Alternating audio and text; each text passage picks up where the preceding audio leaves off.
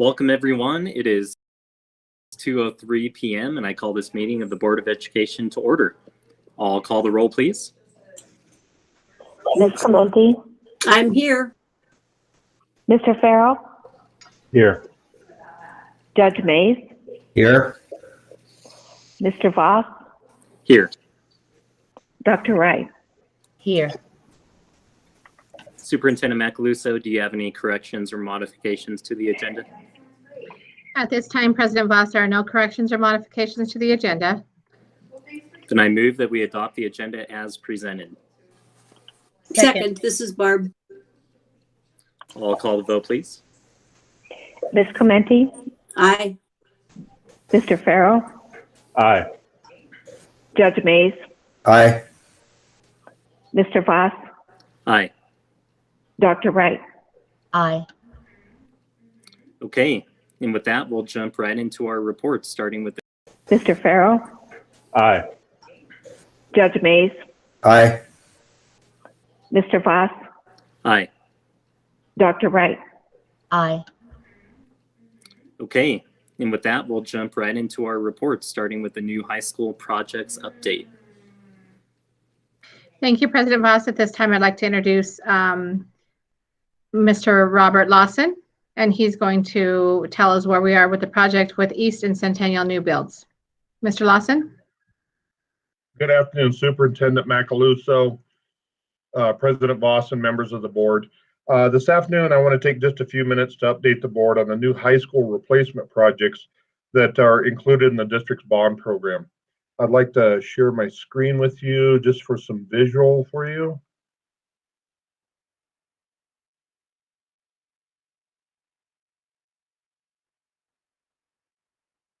Okay, it's not going to let me. I may need Dalton's help on this because it's not letting me share.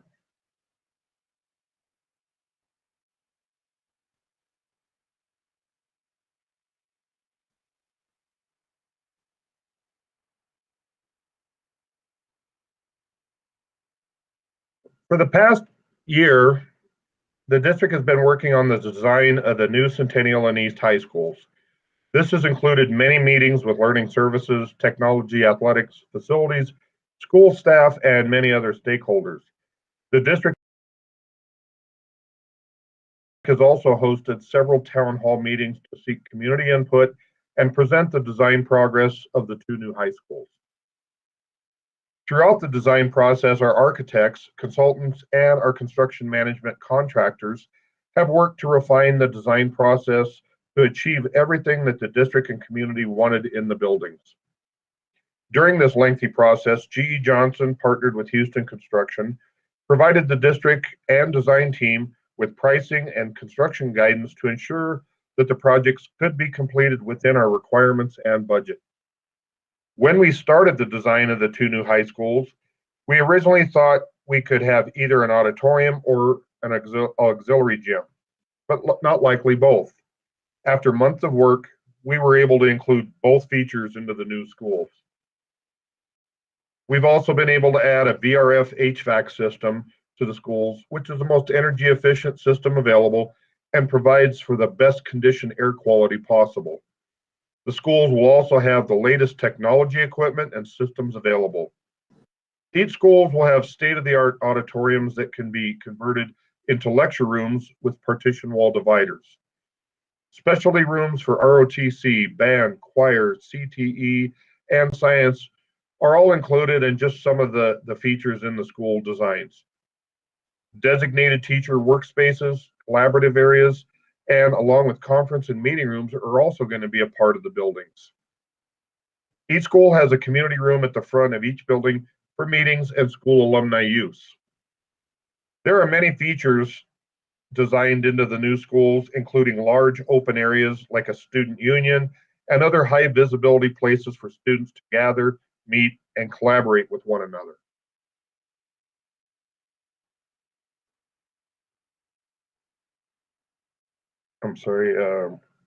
The dining commons leads to a large patio area at the back of each school for students and staff to take advantage of the outdoor landscape areas in a safe and secure location. Both buildings were designed under the collaborative high performance schools or CHIPS model for energy efficiency and sustainability. The buildings will not only help reduce their carbon footprint in the community, but also significantly save the district in energy costs. As we are now at the completion of the school's construction design phase, our contractor will soon be presenting their guaranteed maximum price proposal to the district to start the construction phase of the new Centennial and East High Schools. We anticipate that we will be bringing those GMP proposals to the board during the February 23rd board meeting for your consideration. The district is anticipating that, subject to board approval of the GMP proposals, the groundbreaking for the two new high schools will be scheduled the week of March 29th. The construction duration of the new schools will be approximately 18 months, and then another 6 months after that for the demolition of the current schools and construction of the field areas. With that, that concludes my update, and I'd be happy to answer any questions that you might have.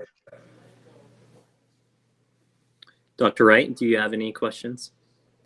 I don't have any questions, just a couple comments, Mr. Lawson.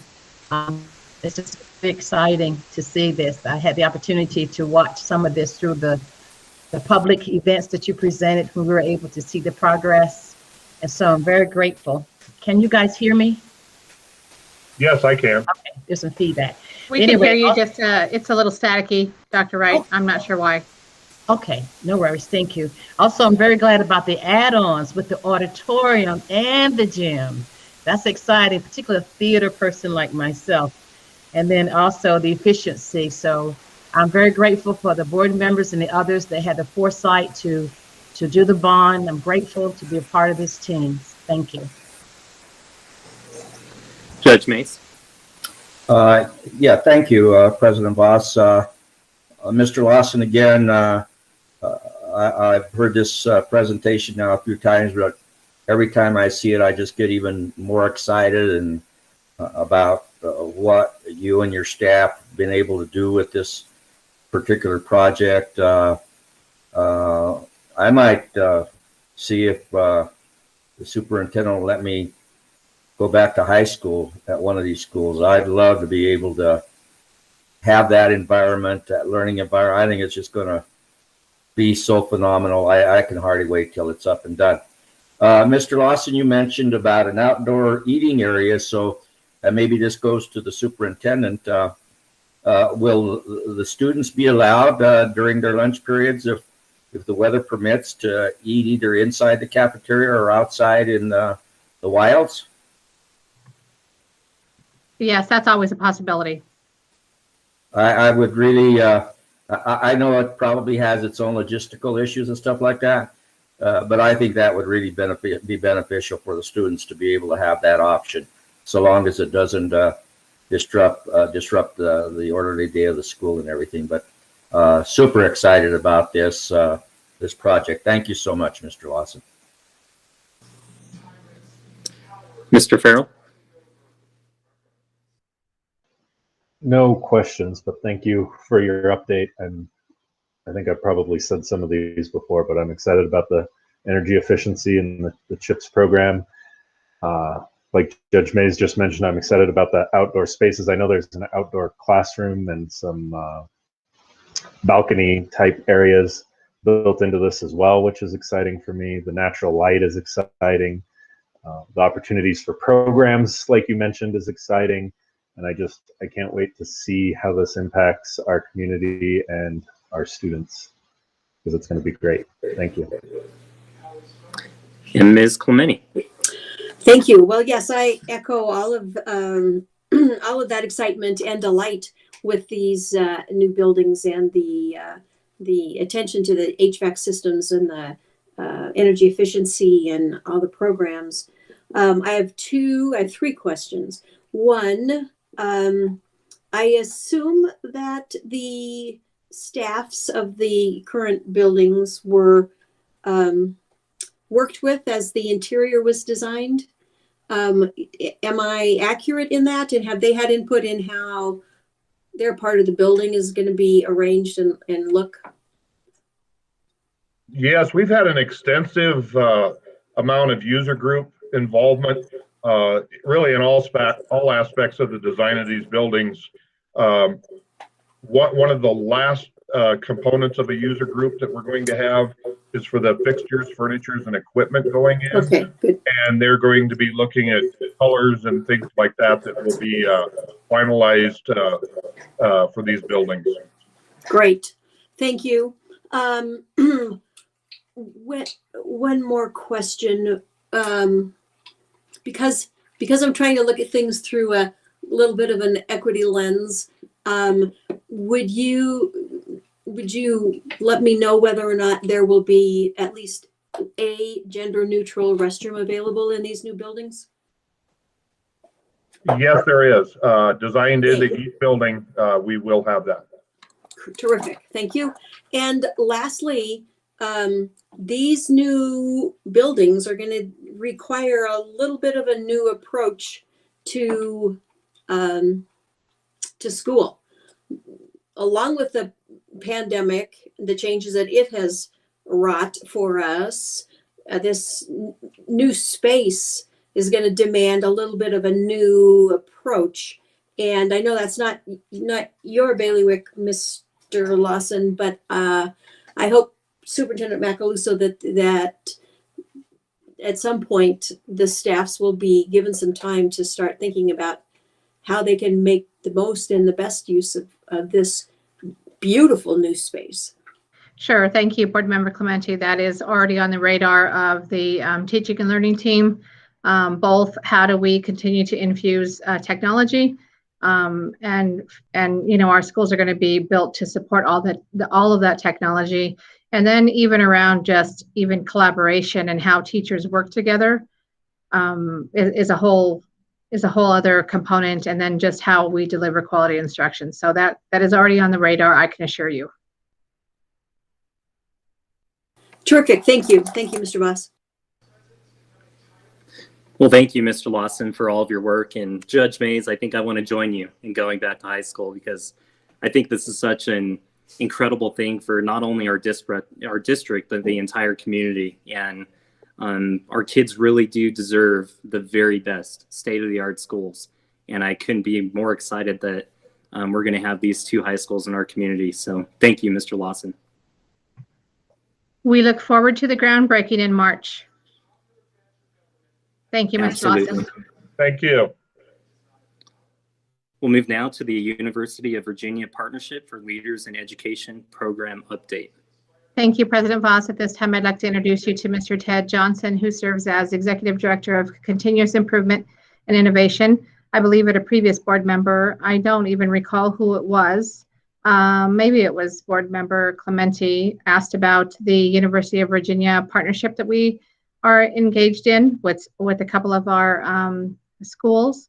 And so Ted Johnson is going to present an overview of UVA to kind of shed some light on that.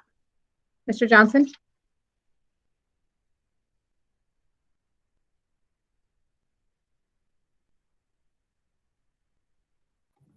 Mr. Johnson, we can't hear you, so if you want to start again. Oh, Thank you. sorry. I did the load in my presentation part well, but forgot to unclick. It's always something. Good afternoon, Superintendent Macaluso, President Voss, and members of the board.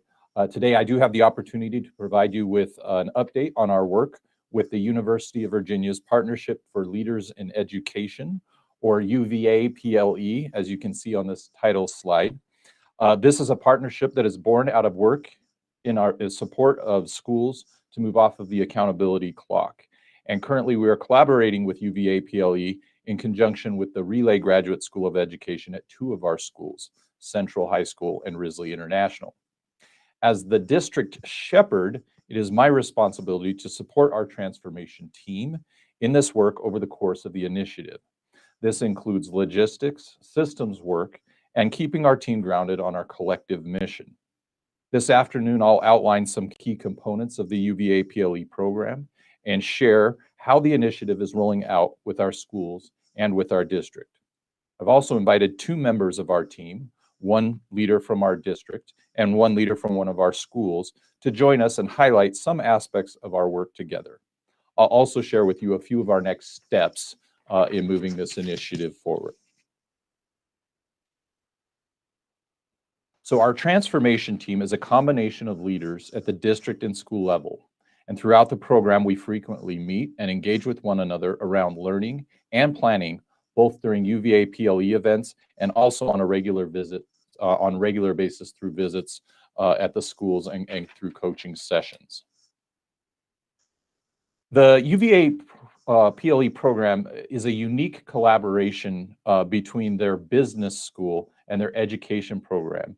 And it's designed really to engage school and district leaders by studying leadership in the context of both business and education. This is often done through a case study analysis during professional development activities that they provide. In conjunction with reading about best practices in the school environment, there's also the opportunity to explore the decisions and challenges that confront businesses and industry, considering how their approaches may apply in the educational realm. The result is an opportunity to really focus on our district systems and how they might be better enhanced. The approach is multi-phased, focusing first on gathering evidence and information, followed by a design phase, and then an implementation phase.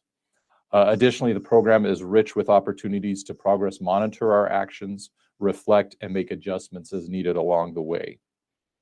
At the school level, principals are engaged with their team, the school supervisor, and their relay coach in the development of 90-day action plans that prioritize the key work to be done to drive the school towards improvement. These can include addressing both cultural and academic elements of the school. At the district level, efforts to support schools in their transformation efforts are analyzed with the goal of understanding how our district level systems can be enhanced to support the schools. This is what really makes this program an approach unique, is that it looks not only at what schools need to do, but also how districts can build capacity to support them more effectively. And this is all done as a collaborative team with the goal of supporting our transformation schools now, but also to build long-term sustainability and continuous improvement that can be leveraged across our district. This is a philosophy that's expressed in one of the first tasks we had as part of this initiative, which was the development of our purpose statement for the project. And as you can see, and I'll read it to you in a moment, it has its roots in our own district mission. And the team would tell you that as a shepherd, this is something I often read and make us go back to anytime we're working together. But here's what it says. Pueblo District 60 believes that our community's success depends on developing thoughtful and capable graduates who are empowered to lead a life of purpose and impact. We are committed to equity by collaborating with and supporting the transformation of our highest priority schools. To do this, we will ensure that both our district and school systems are enhanced and aligned through common understanding and a shared commitment by all stakeholders. Our success is collective, and we are all in this together. So our work with UVA PLE actually goes back a little over a year. Back in December of 2019, which seems like forever ago, a team visited our district, and over the course of several days, this UVA PL team engaged with us through interviews, individual interviews with district leaders in various departments, a review of our current programs, our data. They looked at and conducted a series of focus groups with a variety of stakeholders. There were principal focus groups, teacher focus groups from across the entire district. And from this process, they synthesized this information, and then we engaged in some dialogue with them about potential areas of focus for our upcoming work. The next phase of our partnership began in earnest really during the UVA PLE boot camp, which took place in March of last year. And it's worth noting that the boot camp began during the first week of the shutdown due to COVID-19. So our team was really stretched and tried to address all the issues and concerns that were cropping up from the pandemic while still trying to engage in that boot camp process and introduction to the partnership. As it happened, that was something that most of the other schools and districts in our cohort, as well as UVA PLE, was dealing with. And so we shifted from an in-person approach to a virtual format almost overnight. But it was definitely a challenge for all of us to make that adjustment with everything going on. Moving forward in early June of 2020, members of our team conducted a school readiness assessment at each of the two schools, Risley and Central High School. And this was really similar and kind of a similar format to the district review that UVA PLE had done with us, but it was focused on each of the schools. So we had the opportunity to listen and get input from focus groups at the school level, including students and teachers, instructional leaders, and building administrators. And it was a really great experience. They gave us some really honest and forthright comments that helped us really to identify both the strengths and the ongoing challenges that the school is facing. And through this process, we were able to help our schools identify potential areas of focus for the coming year. Right on the heels of that, just a short time later, our team spent a very intensive virtual week. And when I say a week, it was a Sunday through Saturday, online, engaging in learning centered on school improvement strategies, doing those case studies, understanding some of the leadership competencies that are associated with school transformation, and really thinking about our systems, our district systems, and what we could do there. There were multiple opportunities for us to come together as a team and identify what's the work that needs to be done in the coming year. Our school teams worked throughout the summer then to develop a draft of their 90-day plans. In October, a team from UVA PLE conducted their first virtual site visit with our schools. They were able to review those 90-day plans that the schools had developed, identify what the successes and challenges were to that point, and support us in thinking through what the next steps might be at each of those schools. This also gave us time during these visits to engage with the team from the UVA PLE around some of the district level work related to our transformation efforts. And then most recently, just a couple of weeks ago, we wrapped up what was called the mid-year review. And due to the restrictions of COVID, this was also virtual. It was kind of 4 or 5 days that were spread out over the month of January. We engaged in a reflection with each of these schools on their 90-day plan, a really deep and intensive time looking at each of their actions and what was working and what they needed to tweak. We did some professional development with Paul Brambrook-Santoyo around data-driven instruction, and we also talked a little bit about leadership decision-making. And our next site visit is coming up already in a couple of weeks with them. Again, it will be virtual for the time being, but we'll engage in a similar process with them. Want to go back just a little bit. I mentioned the 90-day plans. And as a district, we also have what's called an implementation plan. And through all of our work, we identified some areas where we can support these schools in their transformation efforts. And so our team identified the following 3 areas. First, for each school to support the establishment of a school culture of care and high expectations that is grounded in a common and clear vision based on the core leaders of each leader and the organization. Second, we wanted to support them in strengthening the implementation of current and newly adopted curriculum through robust PLC processes, continuous feedback for teachers, professional learning opportunities, and targeted coaching for new and struggling teachers. And third, to support schools to establish and/or strengthen intervention systems at the school level to support all students. Our schools also identified areas of focus, or big rocks, as they are often called. And at Risley, these were the 3 objectives that they identified. First, to create a collaborative and predictable culture for students and staff centered on a common school vision with clear expectations for students, staff, and accountability. Second, to identify and implement systems and schedules to support ESS learners and teachers, and to ensure clear communication and collaboration between ESS, leadership, and classroom teachers. Third, to create and communicate systems of consistent professional development, foundational best practices in planning and instruction, and prioritize ongoing coaching for new and struggling teachers at Risley. And at Central High School, these were their big rocks.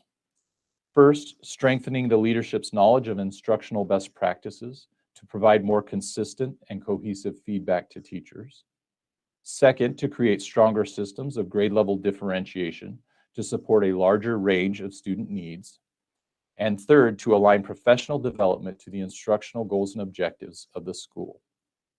So there's a couple of things to note about these plans. First, you'll notice that there's some alignment between the district implementation plan and each of the school plans.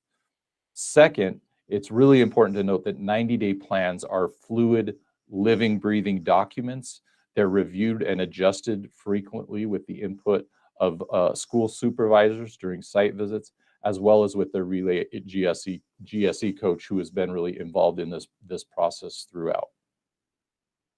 So to give you a better sense of what it looks and sounds like, I'd like to have a couple members of our team share their thoughts around some examples of the work taking place this year. So first, we'll have Janelle Manus, principal at Risley International. She's going to share some experiences in using the results of the School Readiness Assessment, or SRA, to develop and implement her 90-day plan at Risley. And then after that, Marcy Imes, the Executive Director of Secondary and CTE Programs, will highlight a district-level activity focused on the leadership competencies for transformation efforts and how that can help us build capacity as a district in supporting our leaders. So with that, I'm going to turn it over to Ms. Manus. Janelle?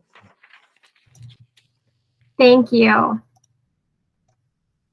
So good afternoon, and thank you for allowing me to speak to you today about my experience in UVA. As a first-year principal, I was nervous about where to prioritize my time, what systems to keep and what to change, and what my first priorities would be. My first experience with UVA was the School Readiness Assessment. The district team interviewed staff and students and created a report with strength areas and improvement areas. These improvement areas became what we call our big rocks. Big rocks are statements followed up by evidence that guided me in all of my work this summer, and they continue to guide my work throughout the school year. Because I had hard data from the School Readiness Assessment, I no longer had to worry about what was working and what wasn't, because I had the data and evidence in front of me. Throughout the summer, I was able to work with my relay coach to first create my vision and core values, then ensure that they were aligned to the work outlined in our big rocks. After that, I met with my administrative team to begin working on our 90-day plan. The 90-day plan required us to dig deeper into the big rocks and identify root causes, problems of practice, action steps, and our desired outcomes based on the work that we needed to be done. We began mapping out action steps in each big rock area once we knew the true root causes and our desired outcomes. Having the School Readiness Assessment and 90-day plan has helped guide my work as a school leader. I've been able to narrow my focus to the 3 big rocks and the action steps that my team identified. The 90-day plan is the document that guides all of our work. Our vision and core values are directly aligned to the big rocks, and we regularly meet to discuss our progress, track data, and add action steps. I've seen the staff respond in a positive way to the changes that have been made, and I believe that a lot of the reason for that is because they see that the improvement areas that they said needed to be addressed are being addressed. We valued the work that we've been doing so much that I also chose to rewrite our school improvement plan to directly align with our 90-day plan. UVA's process of the School Readiness Assessment and 90-day plan has made my work as a principal feel intentional, collaborative, and supported. The UVA structure has not only provided me guidance for the school year, but it has also allowed for frequent collaboration with the district team. I don't feel like the work that we're doing is done in a vacuum, but rather we have a whole team around us supporting us. UVA builds intentional collaboration time into the year for me to work with my building level team, the other district school, and district level administration. We've seen incredible improvement in the areas of our big rocks, and I attribute that to the guidance I've received through the UVA process. Every spring, the work of the principal starts to turn towards the future, and I know I will be able to use the UVA 90-day plan to narrow my focus, dig into the root causes of improvement areas, and create a clear action steps that will assist our school in educating students to leave Risley prepared to lead a life of purpose and impact. Thank you for your time. Now Marcy Imes will speak about some of the district level activities.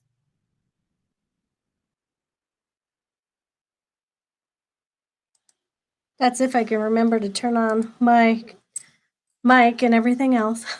Good afternoon, Superintendent Macaluso, President Voss, and members of the board. Thank you again for having me here. As Mr. Johnson stated earlier, in part of our work with UVA, we participated in behavioral event interviews, or BEIs. A BEI is a technique that asks candidates to describe a work-related situation or an experience they had in order to give a sense of how they handled certain situations. Responses may not be as polished as the traditional type of interview question because they can't be rehearsed ahead of time. These interviews will help the interviewer gather valuable information from experiential responses because past performance predicts future performance. The interview is used to determine what competencies are used as the individual goes about their daily job responsibilities. UVA describes school transformation competencies as those that have been identified as being particularly effective in school transformation situations. These competencies are listed on the slide that you see. The leader takes responsibility in improving school outcomes and focuses on implementing initiatives based on an understanding and analysis of the challenges of the school that will lead to sustainable results. The school leader engages their staff or team to leverage input and develop actionable goals that will lead to necessary changes. The school leader takes action for the purpose of impacting and influencing the perceptions, thinking, and actions of others. The school leader is mindful of school performance needs and holds others accountable for high standards. The school leader demonstrates a commitment to students and has the courage to take a stand on behalf of students. The school leader demonstrates conceptual thinking with an ability to see meaningful patterns among unrelated issues or ideas that lead to new ideas or fresh perspectives. And finally, the school leader demonstrates the ability to analyze issues and opportunities in a logical way in order to make a plan for addressing them. After each interview, the interview team reviews the responses and scores each interviewee based on the competency scoring guide rubric.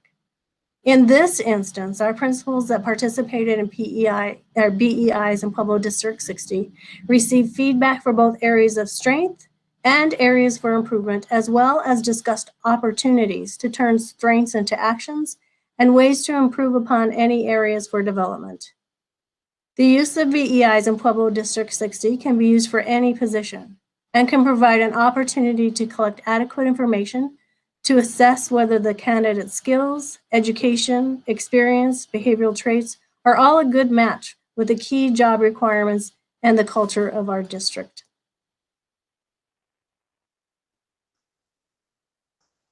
So thank you, Janelle and Marcy.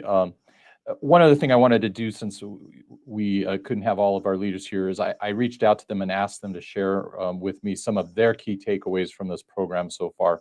And so this is what a couple of them had to say. Matt Kuba, our AP over at Risley, said, I'm able to challenge myself as an assistant principal to grow my school leadership and instructional abilities. It's also very effective when our school leaders are afforded the luxury of directly collaborating with our district instructional leaders. And Alex Trujillo, one of our assistant principals over at Central High School, said, I appreciate the opportunity to work with our leadership team to reflect on what is working in our building and identify those areas that we can improve. Through the UVA process, we are now creating a strategic and systematic plan to address the areas of need. A quote from one of our readings related to change leaders has resonated with me. You can't react to change if you can't see it, and you can't see it if you are preoccupied and not looking for it. The 90-day plan will allow me to see it. And last but not least, our superintendent, Charlotte Macaluso, a member of our transformation team, shared this with us. We know that school systems operate in a societal context marked by institutional racism and economic injustices. The collaborative work we have engaged in with UVA and our school leaders demonstrates our commitment to equity and to prioritizing the needs of underserved students. When we implement system-level changes that address challenges, we create conditions in which schools can achieve lasting improvements. These opportunities lead to practices and supports that can be scaled to support the needs of other schools. So moving forward, we still have a lot of work to do, and it's ongoing work. Our school teams have just finalized their 90-day plans, their second set of 90-day plans, in anticipation of the upcoming site visit that will happen later this month. Our district team will be sitting down and looking at our implementation plan in the coming weeks and months and seeing what needs to be updated there. And then we'll also continue in some extended training. We're going to take the BEI training a step further and engage in some facilitator training that will allow us not just to assess the interviews, but also have the capacity to conduct those interviews. And then we'll also be joining back with our cohort of other schools and districts for some summer executive education for school and district leadership. It's to be determined whether that will be virtual or if we'll actually have an in-person opportunity to do that. But that's an overview of our program, and we'd be happy to take any questions or comments that you might have at this time. Dr. Wright, do you have any questions? Yes, I do.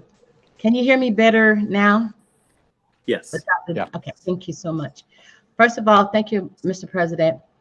And thank you to Mr. Johnson, our district shepherd of the team. And thank you, Ms. Ames, and I'm trying to get the name straight. Please forgive me. But thank you so much, all of you, for your work. A couple of questions. One, I noticed that, and I think it's really marvelous because we're using, like you say, we're talking about the equity, being able to impact all students. We're talking about supporting our teachers, our principals. We're talking about how it's impacting even on the central office level. So I saw that a lot of the objectives were qualitative. You know, I know you interviewed the students and the staff, and that was good. And you talk about differentiation, professional development, support for teachers, feedback, and you have your transformation of your leadership competencies. But I didn't see, and help me understand, is this going to address any of those quantitative objectives like achievement, attendance, and student engagement? Yeah, that's a great question, and it absolutely does. What I didn't mention is that the quantitative piece, and that's definitely been a challenge this year with virtual and hybrid instruction and different things taking place. But those site visits are really inclusive of a progress monitoring type of visit. So in addition to looking at those big rocks, where those big rocks interplay with student achievement and data, that's something that we take a look at as well.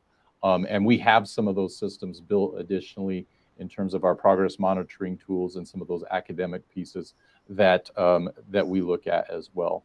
And in particular, in some schools, while their focus at the onset may be around some cultural aspects of the school and getting clear on a common mission and vision, as those 90-day plans develop and grow, they tend to focus more on some of those academic pieces. So those will continue to be added. Might also add that through the site visits that we do, both the school supervisors and the relay coach, those frequently include a lot of visits around classrooms and what are we seeing in classrooms, and what are the adjustments need to be made. They include looks at the PLCs that are taking place at the school and thinking about what is the data from those PLCs revealing about our instruction and how our initiatives are moving forward. And I really like how the 90-day plans are tying in with the school improvement plans. I'm sure that is taking a weight off you because it's helping to pull it all together, and I really commend that. Another question. Secondly, I know through this partnership, I saw where you said will help to build district capacity. And so I wanted to know, what are some of the takeaways that we have gained, or some of those lessons that we have learned with this process, with these two schools, that might help, as superintendent says, to impact our system level changes? What can we use and employ in our other schools as well? And I'm sure you've thought about it, so I just want to put it out there. Sure, sure. And it was really challenging, Dr. Wright, when we were putting this presentation together, because there were so many different things that we really wanted to share, and we knew we couldn't share all of the different practices. But in terms of some of the district systems and things, one of the things that we're working on right now is we have a team of school supervisors. There's about 5 of us that go out, and we each are responsible for certain schools within the district, including these 2 transformation schools. So one of the things that we've been working on at a district level is, how do we conduct those site visits to schools in kind of a consistent way, so that if we're looking at classrooms, are we using the same language? Are we asking the same kinds of questions? If we're looking at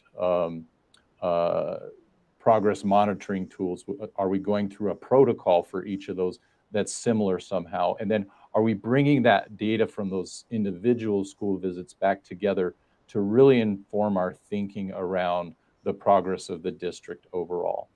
So we've spent some time. One of our big takeaways and one of our big projects right now is really building out those protocols. And then right now we're kind of piloting those or implementing those at our schools as we go out and do these visits, with the opportunity to come back together and see how they're working, what adjustments they make. Some other areas I think we'll be moving, directions we'll be moving, will be around some of our assessment systems. That's another piece that we want to take a look at, as well as some of our intervention strategies, and how do we create the systems that really help schools to succeed. Thank you so much. One thing I would like to add is just that it's allowed us to have a really authentic relationship with the schools, to be able to have that conversation and reflection around, okay, how can the district be of support to the school? So what's working, what's not working at the school level, and then what are the district systems that need to enhance that, and what do you need us to do at the district level to support the changes within the school? And so the opportunity to just engage in that authentic dialogue has been invaluable. Well, thank you, Superintendent. And Mr. Johnson, Ms. Imes, I'm hoping I'm pronouncing it correctly. You can help me. Ms. Manus, we really appreciate your work. This is so exciting to me. This is the meat and potatoes of what we're all about. Educating our students and teachers, empowering them, principals supporting them, administration, all of us together as a team. So I thank you so much. My heart is elated. And I would love at one point, if you don't mind, and I know it's been difficult with COVID, I call it COVID, but if we can look at some of those assessments you talked about, and those intervention strategies, those things, how that plays a role with this, with those achievement and attendance data. Thank you so much again. And Sister Superintendent Maury, also, thank you guys for a great team. Judge Mays. Thank you very much for this excellent presentation, and for the quality of work that's going on. And I think the best way to summarize what I've just heard here and what I've seen over the course of the last 3 years is a conversation I had 2 weeks ago with a community member who said and talked about what an outstanding job the school, the administration, all the teachers, and everybody involved in the district has done in addressing statewide performance and the removal of our schools from turnaround status, and how well we're doing, and that the performance has really improved. And I think the presentation we received today is the reason why it's happening, not just in a couple of schools, but the attention that has been given to every district 60 schools. So thank you very much for the very valuable, important, and productive work that you folks are doing. Mr. Farrell. Well, I want to just start out saying I really appreciate having the the boots on the ground perspective integrated into this presentation. It's very helpful for me to hear from school level leaders and how this is impacting their day-to-day work. So thank you for including that in presentation to the board. Well, Dr. Wright was asking questions and Mr. Johnson, you were responding. I got pretty excited about the equity work that goes into this at these two schools specifically, but then looking at those assessment strategies, intervention strategies, and how those can be implemented system-wide, and what that could mean for equity across the district and not just at these schools. So thank you for, Dr. Wright, thanks for the questions. Mr. Johnson, thanks for those responses, because that was good to hear. I don't have any questions. I appreciate the detailed report, and I look forward to seeing continued results. Ms. Clementi. I don't have any questions. Everyone has very aptly covered many of the things that I was going to say. I appreciate the update and the time and the effort and the work that you're putting into this. It seems to be very effective and doing what we want and expected it to do. So I appreciate the update and the time and dedication that you're putting into this extra work. Thank you. And no other questions for me, but thank you everyone for all the work that you're doing, and thank you so much for the update. Thank you. Thank you, Mr. Johnson. I want to just give an affirmation to Mr. Johnson, because when he says he serves as the shepherd of our team, that entails a lot of work. And so we all have a full plate. And so Ted keeps us all focused and organized, and he leads some of the work. He facilitates our team many times as a requirement of, working collaboratively with UVA. And so that requires additional study on his part, additional organization, and getting all the materials together. So it's a huge amount of work, and I appreciate his leadership in that area. It is making a difference for our schools and for our district. So thank you, Mr. Johnson. Okay. We'll move ahead to the next report. And so I'd like to introduce you to Assistant Superintendent Maury, and she is going to give an update with some help from our other team members in regard to our current school operations. So Ms. Maury? Thank you. President Voss, Superintendent Macaluso, and members of the board. I did want to share a brief update with you regarding our schools. As you know, all of our students who are enrolled in in-person instruction this year are back in our buildings. Secondary schools using that Monday, Wednesday, Tuesday, Thursday hybrid schedule, and elementary schools back 4 days a week. And I just want to add that we're so pleased to see that the local and state COVID-19 infection rate is continuing to decline. It really allows us to, it allowed us to open our schools and to keep them open, which is so important. Our high schools recently, last week, had their first Friday tutoring sessions, which were successful. Our middle schools are starting tomorrow. So this is some additional time for students who need to catch up or need a little bit more individualized or small group support to make sure they are successful. It is open to students who are attending in person or online, and these small groups are handled in person. Additionally, each of our comprehensive high schools has recently hosted a successful virtual 8th grade parent night. These parent nights provide information to parents and our rising freshman class about the different high school courses, CTE, and concurrent enrollment opportunities that are available to them next year. On Tuesday of this week, we met for the first time with our online school task force. And this task force has about 35 members on it. The stakeholders include staff, of course, from our schools and our district, parents, students, and board member Dennis Mays. Thank you for serving. This first meeting provided an opportunity for us to share the same proposal that we shared with the board. So that really grounded us in the charge that you have supported us to move forward.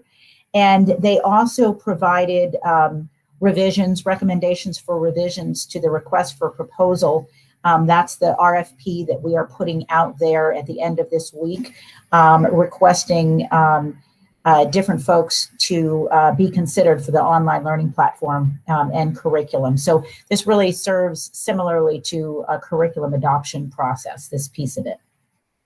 Lastly, I wanted to take an opportunity to remind our parents that the district school choice lottery window is open, and the lottery will close at the end of the day, the very end of the day, February 15th.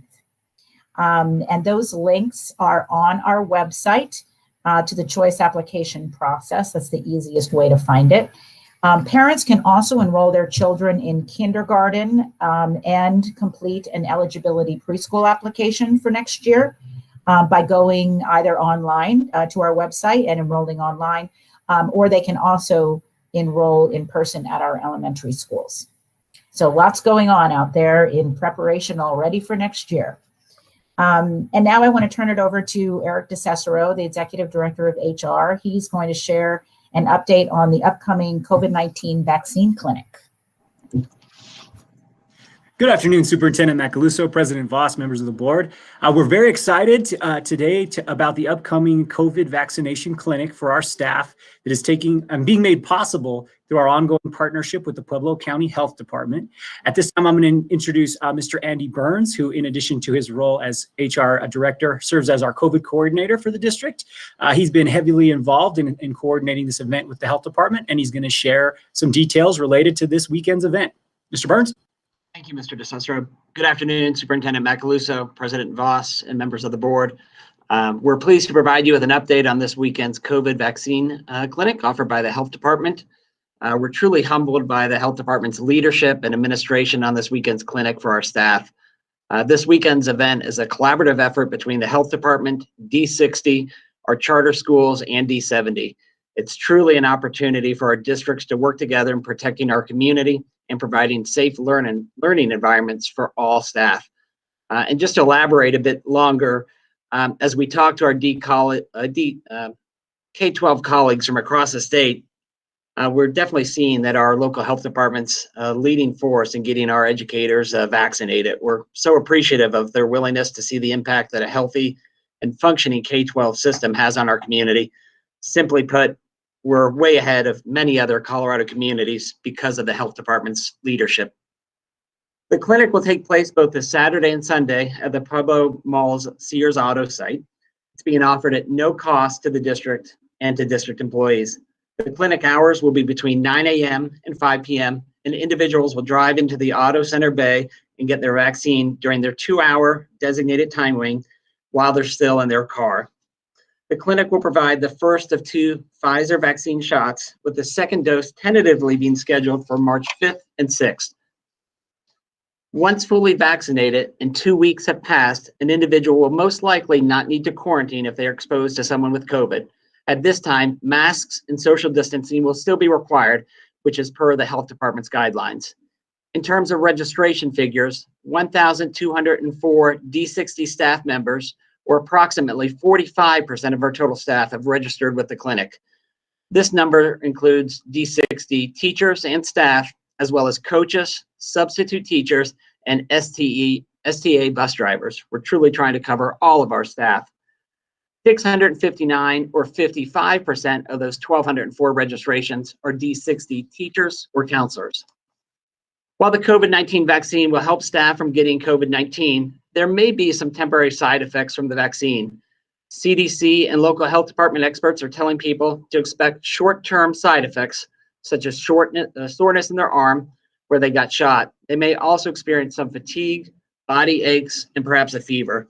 Those side effects are normal signs that one's body is building protection, and they should go away in a few days.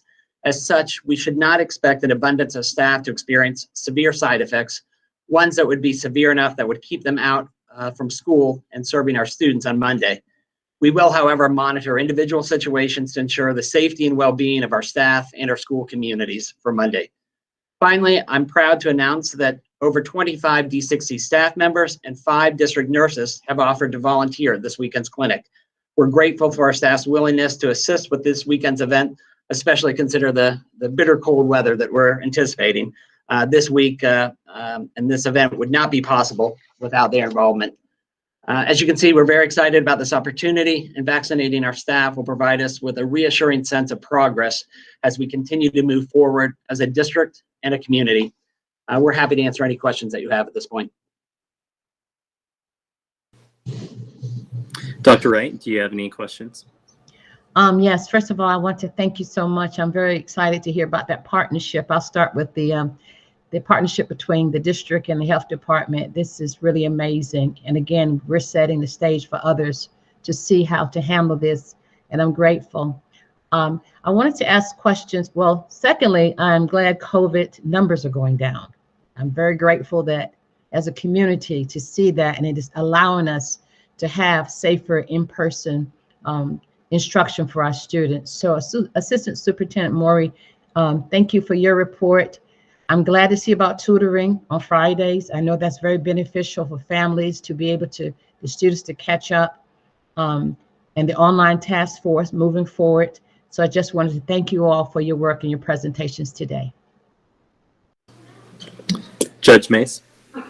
Thank you, President Voss. Mr. Burns, can go back a little bit over some of the numbers that you gave us. You talked about the total number of employees that have accessed the vaccine, and also the total number of teachers.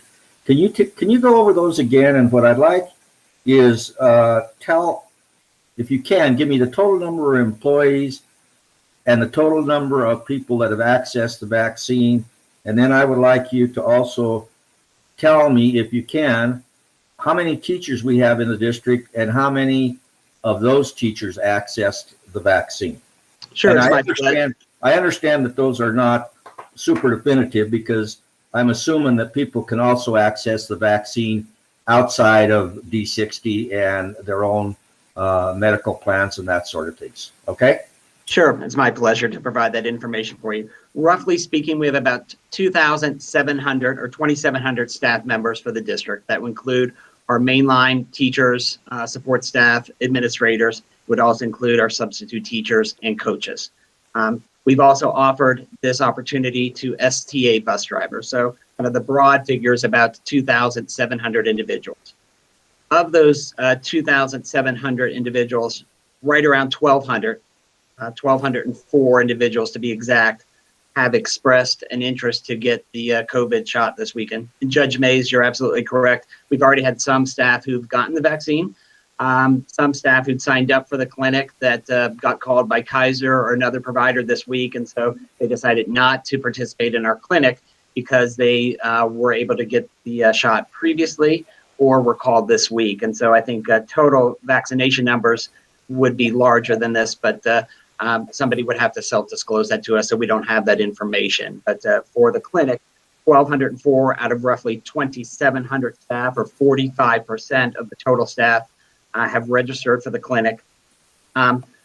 Roughly 1,000 of our staff, of the 2,700, are teachers or in a teaching capacity. And I'm new to the district, so hopefully that number is correct. Mr. Cestro could correct me if that's off. From what I've gathered, it's right around 1,000. Of those 1,000 teachers, roughly, that we have, 659 of our teachers or counselors have signed up for the vaccine. So right around 66%. Mr. DeCestro, does that number sound right? Correct. In rough numbers, you're very, very close. Yes, definitely. Thank you, Mr. Burns. Appreciate that. And Judge Mays, it's also important to know this will not be the only opportunity for staff. This is the first, but we are also going to look at, additional ways as people's change their mind, if as other things happen. Maybe people were out of town this week, weren't able to experience or had the ability to attend this clinic. We're going to continue to look for opportunities to get things out to our staff on additional ways they can get vaccinated as well. Mr. Farrell. I've spent a lot of time the last couple of days thinking of what a large undertaking it is to vaccinate our community in general, let alone the staff of some of the largest employers in our community. 60, 70 in our charter schools.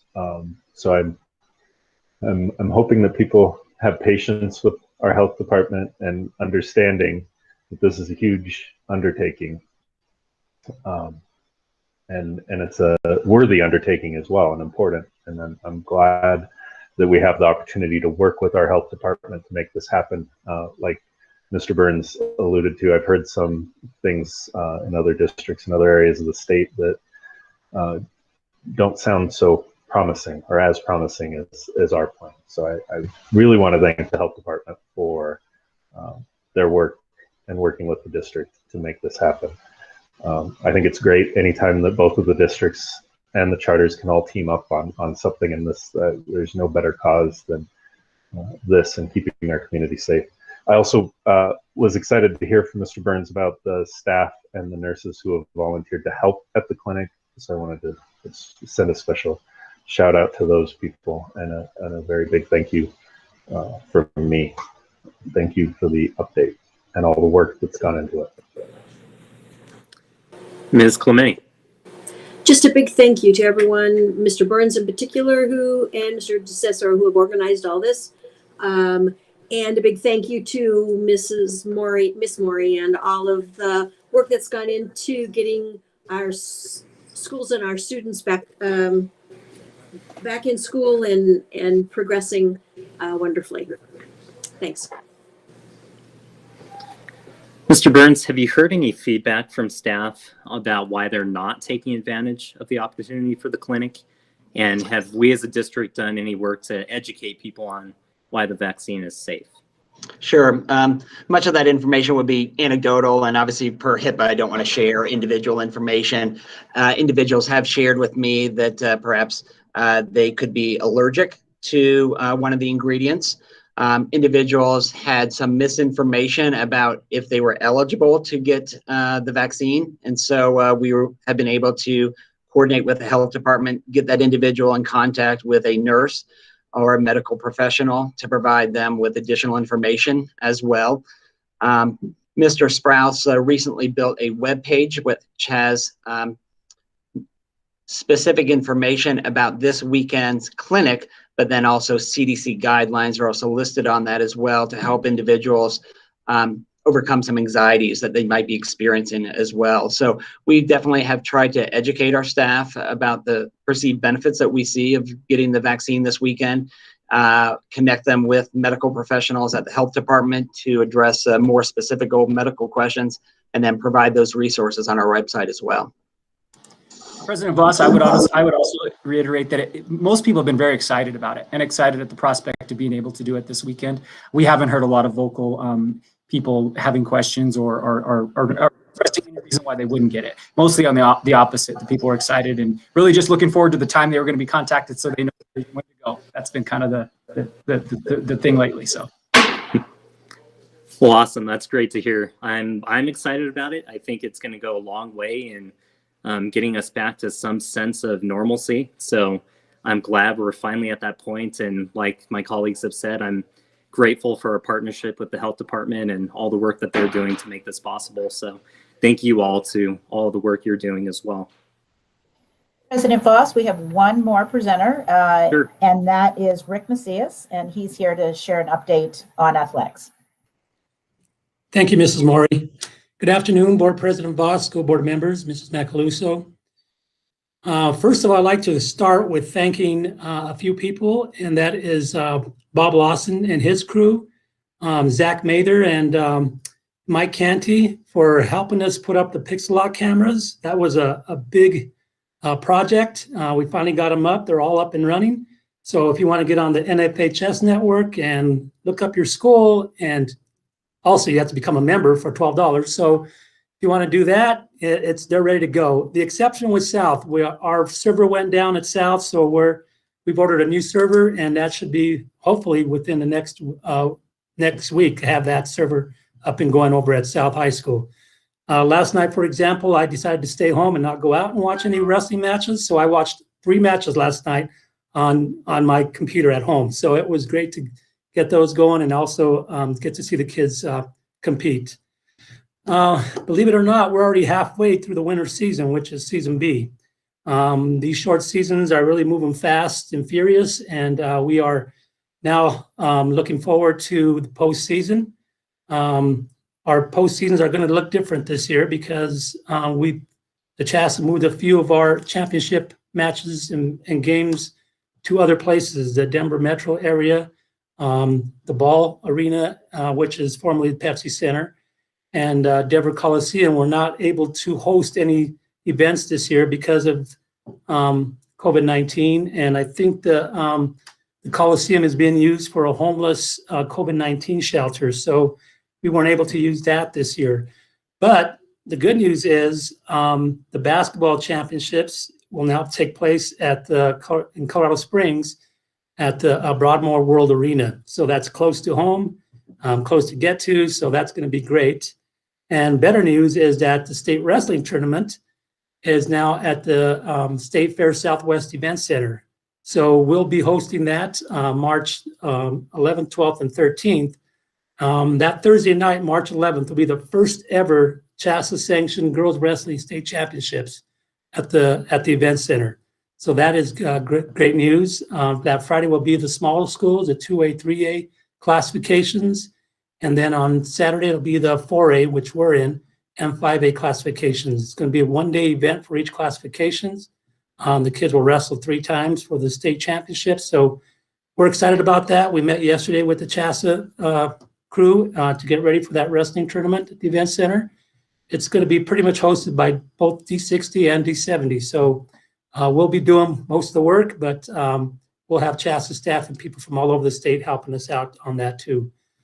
Our next season, which will be season C, will be starting March 8th with the schools that traditionally play in the fall that didn't get to play this fall, boys soccer, gymnastics, and volleyball. So they'll be starting March 8th, and they conclude early May. So they'll be having their season, getting that started. We're pretty much prepared and ready to go for that season.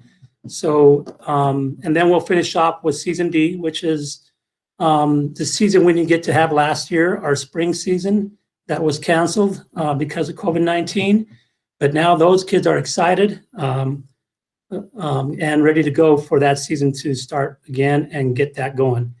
And that will run late this year because everything has been moved back. That we'll finish off with our state baseball and state track and field championships on June 26th.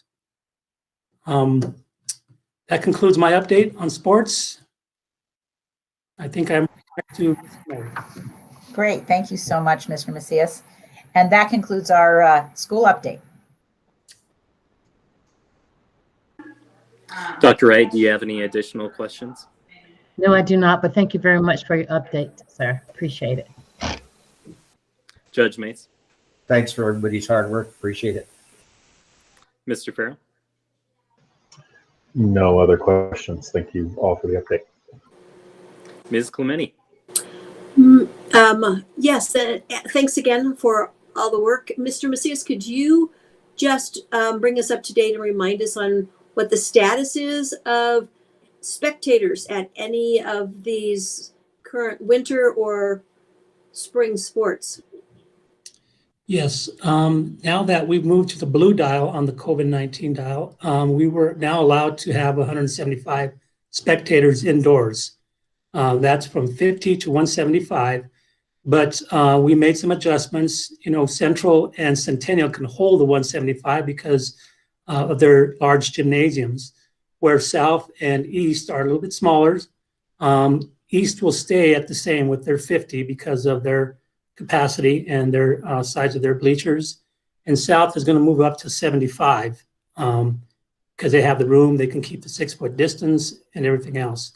The floor essential staff will stay the same. There's no change in that from the CHASA. So that'll stay the same. Only the spectators will increase in our numbers. And so are tickets available? Are they being sold at the schools? So what we're doing is we give the parents their two tickets, so they're guaranteed to come in, and then the others, the other 125 are open, first come, first serve. Okay. Is that they still have to sign in, they still have to take their temperatures at the gate and pay to get into the games.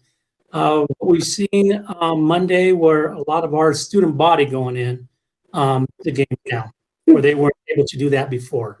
Wonderful. Great. Thank you. And thanks for your work. Thank you. And no other questions for me. Thank you, everyone, for your update. We'll move now to 8.0 special resolutions. And we have a resolution in support of suspending state assessments for the 2020-2021 school year. And Ms. Clementi, I'll let you do the honors if you would like. Thank you. Would you like the entire resolution read, or can we summarize most of it and read just the last 3 or 4 paragraphs? Mr. Bump, what would you recommend? You can summarize it if you like to. There may be some people in the audience who would appreciate knowing the reasons for the resolution, so I leave that up to your judgment. Okay. Thanks. We'll just read the whole thing.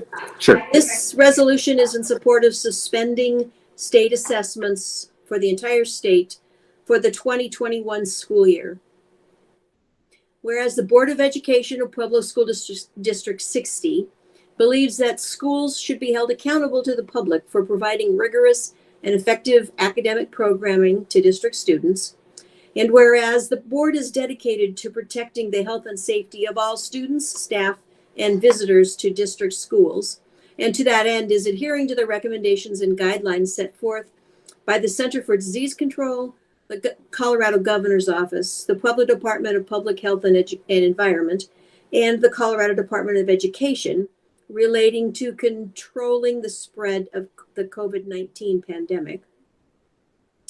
And whereas the pandemic has created unforeseeable obstacles to student learning, including access to teachers, materials, and support services provided by the district, and has resulted in numerous disruptions to school and the instructional program.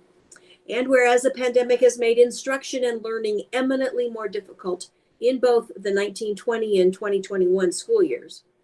And whereas the state has properly made the health and safety of all students and staff a priority during this pandemic.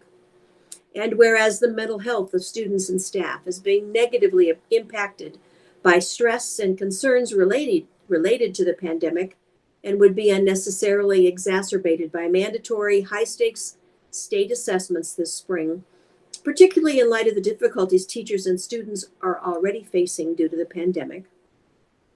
And whereas CTE correctly suspended state-level assessments for the 1920 school year due to the difficulties school districts, school staff, and students faced, including the cessation of in-person learning due to the pandemic. And whereas disruptions to in-person learning have continued for much of the 2021 school year for school districts across Colorado, and the services they provide have been significantly disrupted due to the pandemic during the 2021 school year. And whereas this board believes that high-stakes standardized assessments this spring would fail to fairly assess student achievement and growth, given the pandemic's disruption to education, and would result in a loss of instructional time, just as students are able to return more consistently to in-person learning throughout Colorado at a critical moment in students' education. And whereas the board continues to value our district's local interim assessments that give actionable and immediate data to inform instruction, intervention, and learning loss, and believes that these interim assessments and data could be used as data points for student academic growth during this critical time.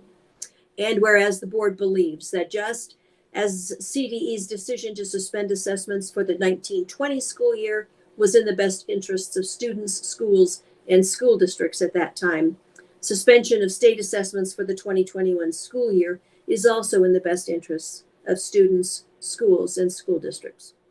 Now, therefore, be it resolved that the board hereby support and recommends that CDE suspend state assessments for the 2020-2021 school year. And do I need to say that I move that resolution? Yes, that would be appropriate, and then we would call for a second.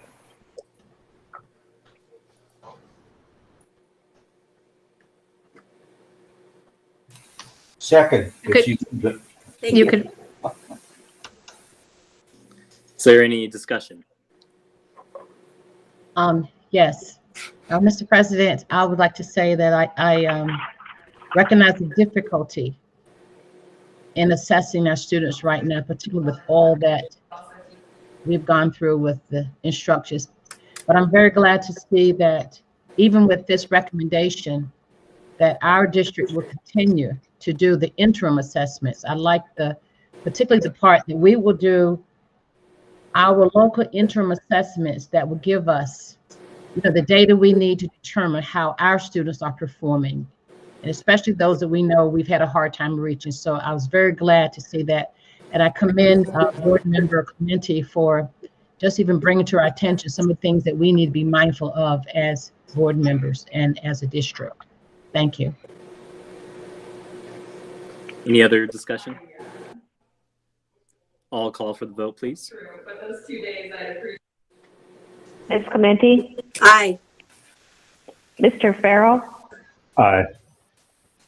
Judge Mays, aye. Mr. Voss, Aye. Dr. Wright. Aye. And with Before that, we- we'll move. Sorry, go ahead. I'm sorry. I would like the okay to disseminate this resolution and that this board has adopted it with CDE and CASB and some of the organizations that are working at the state level. Would that be approved and appropriate? it's a public document, so that would certainly be appropriate. I mean, we have Rawlings. Great, thank you. And we'll move now to 10.0 policy. Superintendent Macaluso.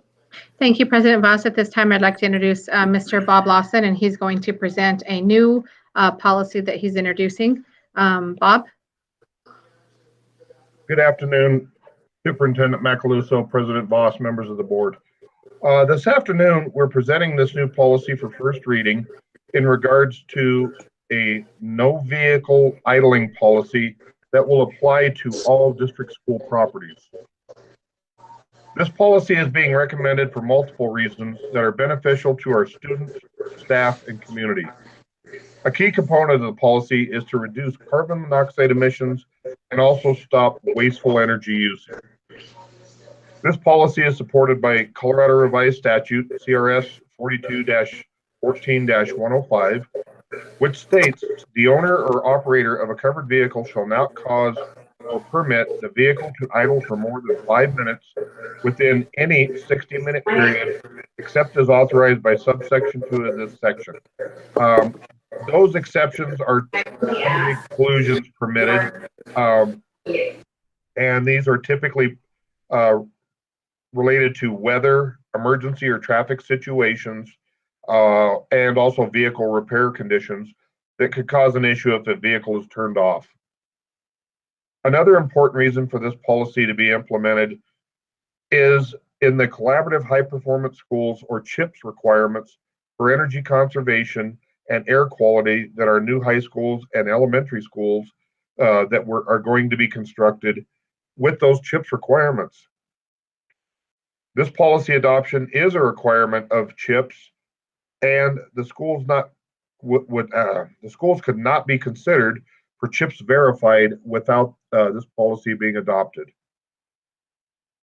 This policy will require signage installed at all school district locations with the no vehicle idling language posted. We will also advise all of our transportation contractor, support staff, and vendors of the no idling requirements. While this policy is a formal recommended best practice, it is not enforceable by way of law enforcement action on school property. And with that, that concludes the information and the background of the nature of this policy. And I would like to open it up for questions or suggestions from the board. Dr. Wright, any questions or comments? No questions. Thank you very much, Mr. Lawson. Judge Mays. Mr. Lawson, what's the rationale between, if I heard you right, this 5-minute exception that I think it takes a car thief about 10 seconds to jump into a car and take off with it, and we got stolen cars all over the place. But do you have any idea what the 5-minute exception is? Is that you could leave it running for 5 minutes, but if you go 5 minutes and a second, I don't know. Based on what you told me, I don't even know that you can do anything about it. But what is that? What's because I think I guess what I'm talking about is I don't think any school operated vehicle should ever be left running unless somebody's behind the wheel ready to drive off with it or park in the car. And I would suspect that if this board's going to adopt some sort of policy on it, that while we can't have law enforcement come in and enforce it or anything like that, that we certainly ought to be able to enforce it some way within our own policies within the district. Otherwise, it's meaningless as far as I'm concerned. So I guess a couple questions there. Thank you, Mr. Lawson. Sure. With the 5 minutes, what we see is that the cars are not necessarily left parked outside idling. We have parents often show up 20 minutes ahead of the afternoon bell time, and they sit in their cars with those vehicles running and idling in a long line of parents waiting to pick up their students. It's very typical across the district. We also have vehicles that delivery vehicles and our school buses that will do similar things like leave a vehicle idling while they're unloading or loading. Buses often will get there well ahead of the release bell, and they're sitting there idling. And so it's just a method to reduce that, not necessarily vehicles left unattended idling. It's just that prolonged idling that we currently experience. As far as enforceable, the way the statute is drafted, and actually possibly Mr. Bump can help with this, it does not appear that it's citation type enforceable, but the school district obviously can create a way to address violations of this that could be possibly even at the school level following district guidelines.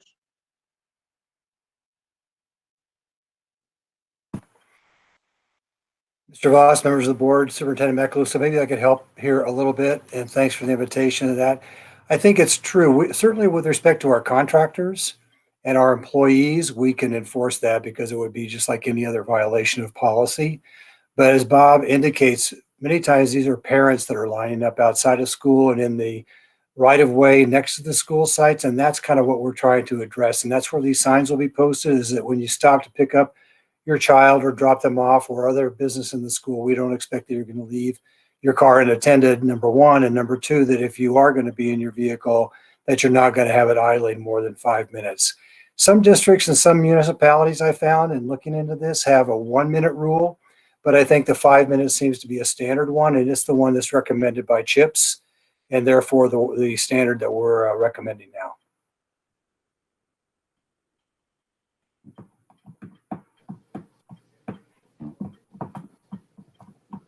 Any other questions, Judge Mays?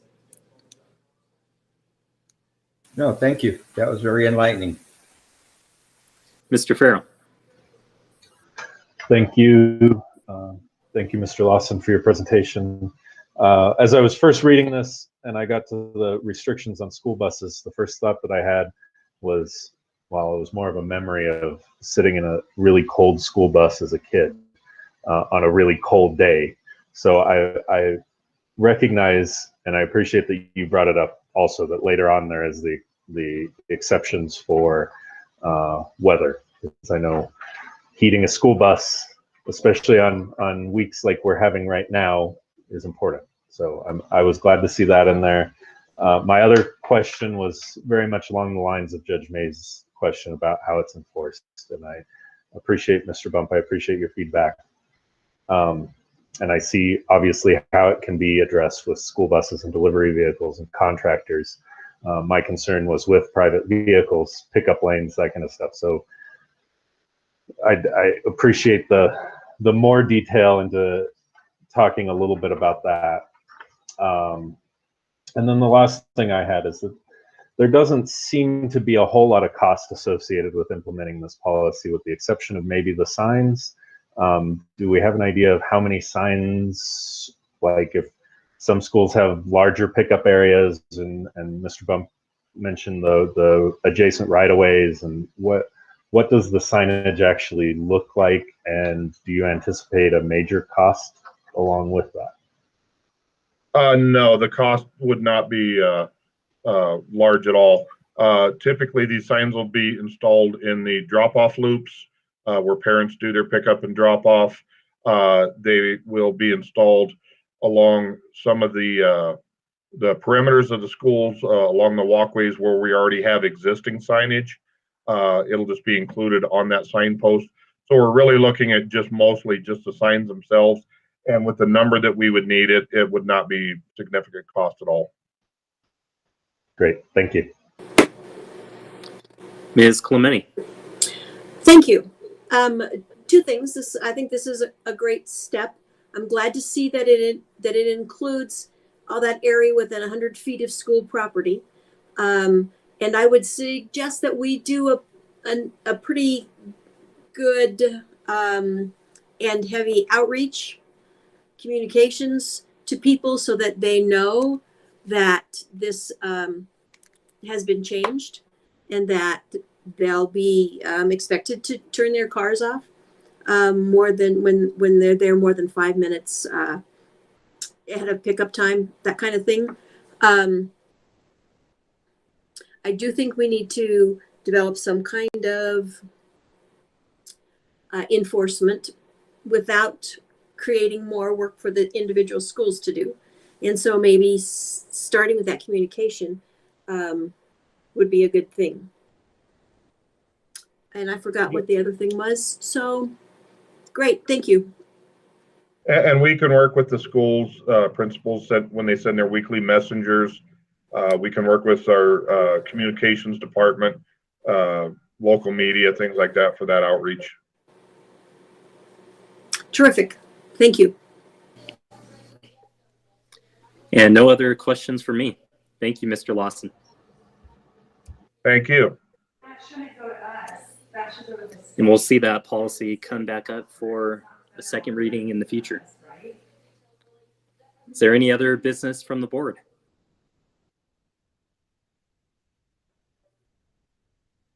Okay, seeing none at 3:30 p.m., we are adjourned.